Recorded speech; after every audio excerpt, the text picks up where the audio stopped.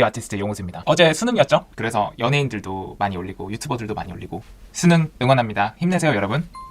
여러분들이 수능을 잘 보든 말든 아무 신경 안 쓰면서 그냥 수능 잘 보세요 하는 인플루언서들이나 연예인들과는 달리 저는 좀 진심 어린 말씀을 드리고 싶어가지고 카메라를 켰어요. 안녕하세요. 취향 맞는 사람에게는 신이나 다름없는 유튜버 용우수입니다. 제가 멋있는 사람인 데는 여러 가지 이유가 있지만 이것도 한몫하지 않나 싶습니다. 저는 강자에게 강하고 약자에게 약한 사람이라서요. 안녕하세요 소스 여러분 반갑습니다.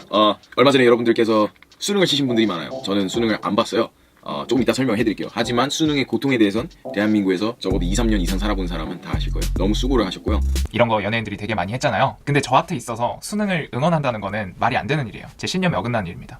여러분 수능이 뭐예요? 대학 수학 능력 시험입니다. 대학에서 공부를 할 수 있는 능력이 있냐 없냐 이거를 판단하는 게 대학 수학 능력 시험이에요. 오늘 두 가지 얘기할 거예요. 첫째 수능의 본질, 둘째 여러분들이 무엇을 진짜로 공부해야 되는가. 첫 번째로 수능의 본질. 탈무드에서 살아있으나 살아있다고 볼 수 없는 남자는 세 가지이다. 집이 있고 그러니까 재산이 있고 여자에게 존중받고 그러니까 화목한 가정이 있고 건강하고. 예전에는 사실 뭐 아프리카 부족들 가보면 알다시피 뭐 정신질환 있는 사람은 잘 없거든요. 근데 요즘 건강이라고 하면은 몸과 마음이 건강한 게 이제 건강인데 재산, 가정, 건강이 있어야 살아있다고 할 수 있는 행복한 남자다. 제가 하나만 물어봅시다. 수능에서 이 세 가지 중에 한 가지라도 가르쳐주나요? 돈 버는 방법 알려줘요? 재산? 화목한 가정을 꾸리는 법, 뭐 여자 꼬시는 법, 여자에게 매력을 얻는 법, 수능에서 이런 거 배워요?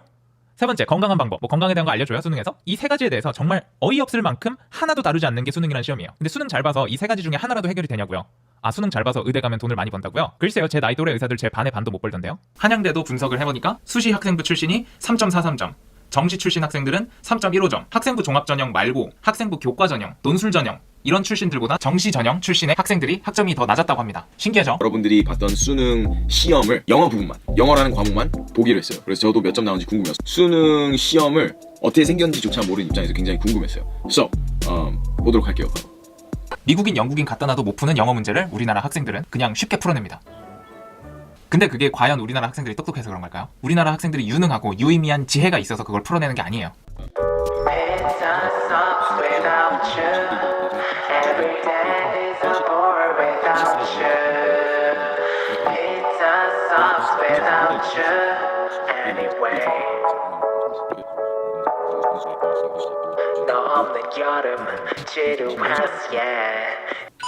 끝났어요? 네. 오케이 끝. 지금 바로 채점하나요? 네. 긴장되는데 1번 18번부터 해야 되죠? 네. 정답. 오, 오케이 맞았고 같이 보시죠. 제가 반칙 못하게 19, 1 맞았고 20, 20발 틀렸다 벌써 하나. 이거 왜 틀렸냐? 하여튼 틀렸어. 정답은 2. 그다음에 21 28번 4 또 틀렸어. 개새끼. 그다음에 이거 지워야지. 29번 4. 큰일이네 이거. 그다음에 31번 2, 32번 또 틀렸네. 32번 2, 32번 1.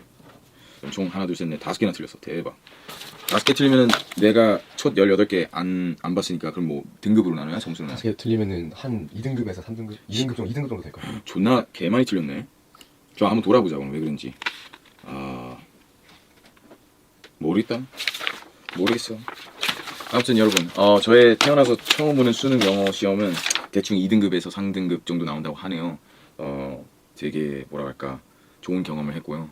근데 좀 그런 것 같아요. 그러니까 내가 이제 보면은 이게 어쨌든 고3한테 요구되는 수준의 영어잖아요. 너무 높아요. 내가 볼 땐 너무 말도 안 되게 높아요. 왜냐면 내가 이게 더 충격적으로 다가올 수밖에 없는 건 실제 생활에서 나는 이제 성균관대라고 큰 좋은 대학 나와서 이제 내 친구들이랑 막 후배들 선배들 동기들이랑 영어 막 섞어 쓰는 모습을 보면은 이런 단어를 죽어도 안 쓴단 말이에요. 진짜 본 적이 없어요. 너무 뭐랄까 괴리감이 크단 말이 딱 너무 적절한 표현인 게 이렇게까지 수준을 높여서 보게 할 거면은 그 에너지를 차라리 애들 자신감 키워주고 조금 더 뭐랄까 실용적인 영어에 더 배우게 하면 좋을 텐데 이거는 너무 잔인해요. 그래서 우리나라 고3 그리고 수험생들한테 꼭 해주고 싶은 말이 뭐냐면은 시험 있던 전날 밤에 이제 수험생들을 응원하는 차원에서 글을 썼었는데 이렇게 말씀을 드렸어요. 그러니까 이 시험으로 자기를 정의하지 말라고, 이 시험으로 자신의 미래를 결정지어버리지 말라고.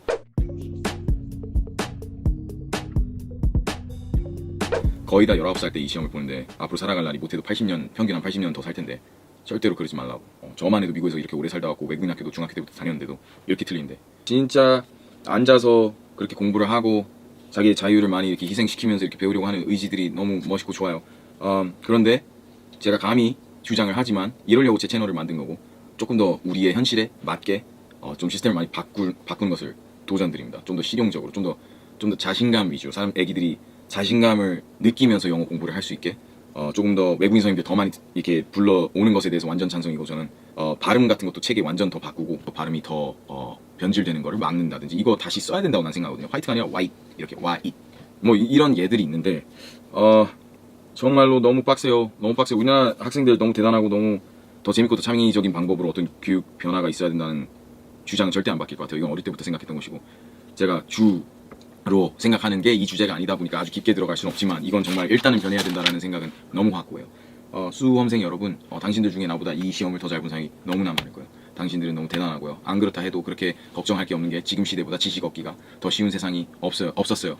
그 어느 시대보다 지금이 쉬워요. 지금은 뭐가 궁금하면 네이버, 유튜브, 구글에 그냥 그 단어 혹은 그 문장 치면 바로 나와버리는 세상이에요. 우린 그런 세상 속에서 살고 있어요. 여러분들의 삶을 진심으로 응원드리며 저한테 여러분들의 경험을 하게 해줘서 너무 감사하고요.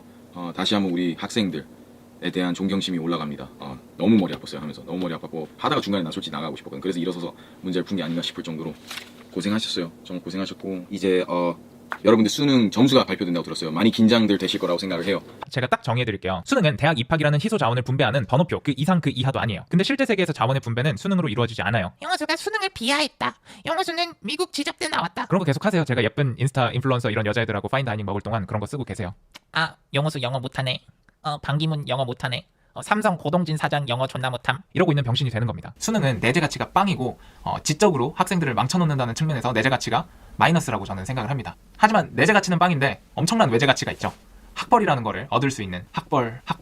저도 나이가 젊기 때문에 이런 말 하는 게 맞는지 모르겠지만은 젊은 애들일수록 학벌이 중요하다고 착각을 합니다. 학벌 중심 사회고 학벌이 없으면 인간 대접 못 받고 전혀 사실이 아니고 오히려 서울대 연고대 나와가지고 평범하게 사는 사람들 있죠. 남들하고 비슷한 직장 가서 그냥 비슷하게 사는 사람들. 그 사람들 오히려 자기 출신 대학들 잘 말 안 해요. 그런 거 말하게 되면은 너는 서울대 C기나 나와갖고 이런 거 하고 있냐? 라고 삐딱하게 보는 좀 이상한 사람들이 있기 때문에 그래서 오히려 말 안 해요. 저는 비디오 아티스트고 내가 유튜브에 얼마나 깔쌈하게 영상을 만드느냐 이게 중요한 거지 뭐 대학 어디 나왔냐? 안 중요해요. 그래서 수능의 본질은 뭐냐?